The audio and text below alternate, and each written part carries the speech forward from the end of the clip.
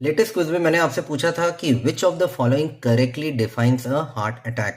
ये सवाल पूछने के पीछे मेरा ये आइडिया था कि आप लोगों को हार्ट अटैक इस टर्म का एग्जैक्ट मतलब मैं समझा सकूं, क्योंकि बहुत लोगों में बहुत कंफ्यूजन होता है इस टर्म के बारे में कि हार्ट अटैक यानी एग्जैक्टली किस चीज़ को कहते हैं।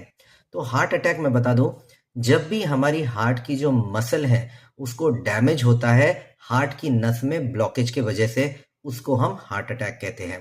डैमेज छोटा हो सकता है अगर कोई छोटी नस में ब्लॉकेज है।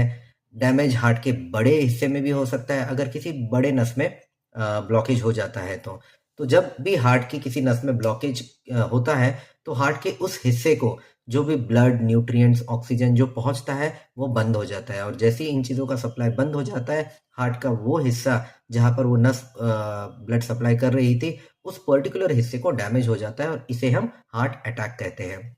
बहुत बार हार्ट अटैक इस टर्म को लोग कार्डियक अरेस्ट के साथ कंफ्यूज करते हैं, पर मैं आपको बता दूं कि कार्डियक अरेस्ट का मतलब होता है हार्ट के पंपिंग का टोटली बंद हो जाना, हार्ट के धड़कने का टोटली बंद हो जाना। इस कंडीशन में लोगों की अगर तुरंत कुछ इलाज न किया जाए तो विद इन फ्यू मिनट्स उस व्यक्ति की मृत्यु हो जाती है। लेकिन हार्ट अटैक में सिर्फ हार्ट को डैमेज होता है। हाँ, अगर हार्ट को बहुत मेजर डैमेज हो जाए, हार्ट का बड़ा हिस्सा डैमेज हो जाए सडनली, तो ऐसे इसमें इसके वजह से बाद में कार्डियक अरेस्ट हो सकता है, हार्ट का धड़कना टोटली बंद हो सकता है। तो कार्डियक अरेस्ट का एक कारण हार्ट अटैक हो सकता है, लेकिन हार्ट अटैक और कार्डियक अरेस्ट दोनों सेम नहीं है।